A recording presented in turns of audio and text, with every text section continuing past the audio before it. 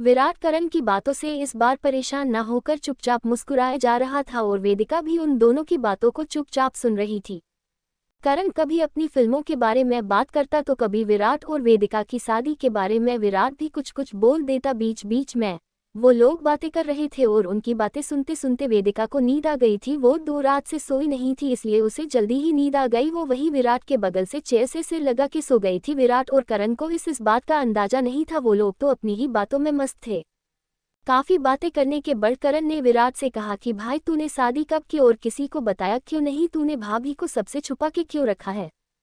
तो करण की इस बात पे विराट थोड़ा सीरियस होके बोला, यार करण, मैं इस मीडिया से अपनी पहचान और फैमिली दोनों को दूर ही रखता हूँ, ये तो तू अच्छे से जानता है ना। और फिर मीडिया में जब ये खबर आएगी कि मैंने शादी कर ली है, वो भी किसी डॉक्टर से, तो सारे मीडिया कर्मी वेदिका के पीछे लग जाते और फिर उल्टी सीधी 1000 तरह की बातें अपने हिसाब से चाप देते। और मैं वेदिका को इन सब से बचा के रखना चाहता था, इसलिए शादी बहुत ही सीक्रेट तरीके से कि किसी को भी अपनी शादी के बारे में नहीं बताया।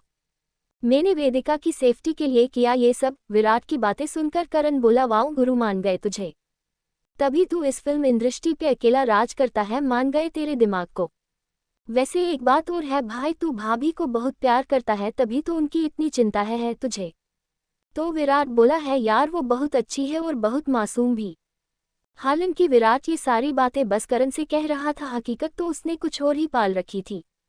दोनों काफी देर बात करते रहे। लास्ट में करण बोला, देख भाई, तूने तो मुझे अपनी शादी में नहीं बुलाया, लेकिन मैं तुझे अपनी शादी में बुलाऊंगा। और मेरी शादी आज से ठीक 5 दिन बाद है, मेरे बचपन के प्यार दिशा के साथ। तो तुझे मेरी शादी की हर रस्म में शामिल होना है भाभी के साथ, समझा तू?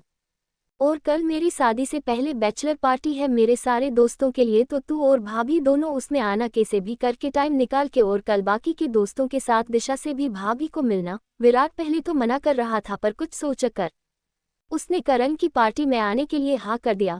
सबसे लास्ट में विराट बोला, वैसे तू इतनी रात गए अकेला, यह क्या करने आया? तो करण बोला, वो मैं कुछ पैक करवाने आया था, पर देख तू और भाभी मिल गई। और इतना कह के बोला, अच्छा अब चलते हैं, देख बेचारी भाभी भी बोर हो गई होंगी हमारी बातों से। करण ने जैसे ही ये बात कही वो वेदिका की तरफ देखने लगा और आंखें बड़ी करके बोला, ये क्या भाभी तो से गई? करण ने जैसे ही ये कहा विराट वेदिका की तरफ देखने लगा। वो सच में सो चुकी थी। वो सोते हुए बहुत ही मासूम और प्यारी लग रही थी। विराट उसे देख के हल्का सा मुस्कुरा दिया, स्माइल स्माइल स्माइल स्माइल। करण ने कहा, ले भाई अब मैं चलता हूँ, तू भाभी को ले जा घर, बेचारी परेशान होकर सो गई। विराट ने हाँ कहा। वेदिका सोती हुई इतनी प्यारी लग रही थी कि विराट ने वेदिका को नींद में से जगाना जरूरी नहीं समझा।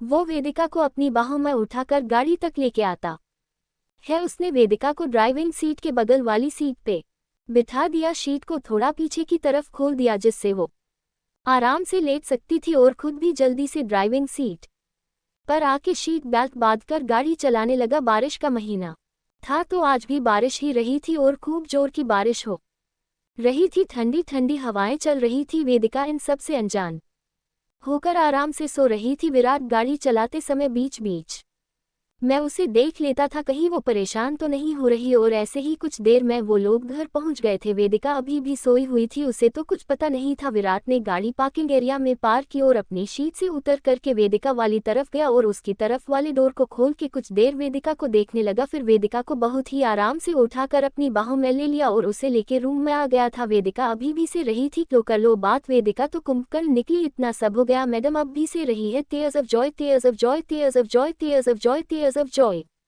विराट ने रूम में आके उसे बहुत आराम से लेटा दिया और खुद अपने कपड़े चेंज करने चला गया था। जब गया था तब रूम की सारी खिड़कियां खुली हुई थी और बारिश की वजह से बहुत ठंडी हवा चल रही थी। तो जब वो वापस आया तो देखा वेदिका सुकड़ी हुई से बेड के एक कोने में ठंड से कप रही है। विराट ने देखा तो तुरंत उसने वेदिका को कंबल से ढक दिया और सारी खिड़कियों को भी बंद कर दिया। अब वेदिका वापस आराम से सो गई थी। विराट भी उसके बगल में आके लेट गया था। वो अभी सोया नहीं था। तभी वो देखता है कि वेदिका करवट बदलती है और उसकी तरफ आके बिल्कुल उसके सीने से चिपक कर सो गई। विराट उसकी इस हरकत पे कोई रिएक्ट नहीं करता, वो भी वेदिका को अपनी बाहों में पनाह देके खुद भी सो जाता है। Sleeping sleeping sleeping sleeping sleeping. Vedika जब सुबह सो उठी तो उसने खुद को बिस्तर पे लेटा हुआ पाया। पहले तो उसकी कुछ भी समझ में नहीं आया, फिर अगले ही पल उसे सारी बात समझ में आ गई थी। मैं वहीं सो गई थी और इसका मतलब विराट मुझे निदों में लेके आया। उसने जैसे ही ये सोचा वो ईशा उधर विराट को देखने लगी। जब उसे कहीं विराट नहीं दिखा तो खुद बिस्तर से उठी और अपने कपड़े लेके नहाने चली गई। कुछ देर बाद नहा के बाहर आई तो फमें हॉस्पिटल से मैसेज था, उसकी डे ड्यूटी का चार्ट था। उसने टाइम देखा और जल्दी से तैयार होकर नीचे आ गई थी। उसने देखा विराट नीचे भी कहीं नहीं है, सारे नौकर अपने कामों में लगे हुए थे। तब उसने पास में काम कर रहे रमेश से पूछा, रमेश सर कहाँ है? तो रमेश ने कहा, सर तो जल्दी ही निकल गए। इतना कह के वो वापस अपने काम में लग गया। वेदिका को भी समझ आ गया था कि विराट अपनी नेक्स्ट मूवी के सेट पे जा चुका है। वेदिका ने अपना बैग लिया और चोट बगले पे आ गई और वहां आके सबसे पहले माँ और बिट्टू का हाल देखा। उनको देखने के बाद चुटकी के पास आके बोली, है चुटकी बोली, क्या चल रहा है तेरा? तो चुटकी बोली, दीदी जीजू ने अभी मेरी पढ़ाने के लिए टीचर लगा दिया है और कुछ दिन बाद मैं स्कूल जाऊंगी। तो वेदिका बोली, अच्छा। और इसके बाद वेदिका कुछ देर और चुटकी से बात करती रही। इसके बाद ब्रेकफास्ट करके अपने हॉस्पिटल आ गई। हॉस्पिटल आके तो वेदिका ऐसी बिजी हुई कि उसे आज के पूरे दिन का पता ही नहीं चला कब दिन निकल गया। शाम के 5 बज रहे थे तभी वेदिका के पास विराट का फोन आया। वेदिका इस टाइम फ्री थी तो उसने पहली बार में ही फोन उठा लिया। फोन उठाते ही विराट बोला, सुनो आज शाम को करण के फार्म हाउस पे एक पार्टी है और उसने हम दोनों को बुलाया है, तो शाम को तैयार रहना, मैं तुमको शाम को घर से पिक कर लूंगा। और है उसकी पार्टी में खास ड्रेस कोड है तो वही पहन के जाना है। तुम्हारे पास जो ब्लैक ड्रेस हो वो पहन लेना। इतना कह के विराट चुप हो जाता है, लेकिन वेदिका बोलना शुरू करती है, तुम्हारे दोस्त की पार्टी है तो तुम जाओ ना, मैं कहीं नहीं जा रही। वैसे भी मुझे ये अमीरों को पार्टियां पसंद नहीं है तो तुम जाओ, मुझे नहीं जाना। विराट वेदिका की बात से गुस्सा होकर कड़क आवाज में बोला, मैं तुमको बता नहीं रहा, तुम्हें बोलता हूँ कि शाम को तैयार रहना, बस आगे कोई आर्ग्यू नहीं। वेदिका कुछ और भी कहने वाली थी लेकिन तब तक विराट ने फोन काट दिया। फोन के कटते हैं वेदिका खुद से बोली, समझता क्या है ये अपने आप को, कहीं का पीएम है क्या? फिर मुंह बनाते हुए बोली, वैसे भी इसके जैसे खड़ूस और गुस्सैल बोरिंग इंसान को तो कोई अपना दोस्त भी ना बनाए। Smirk smirk smirk smirk smirk smirk smirk.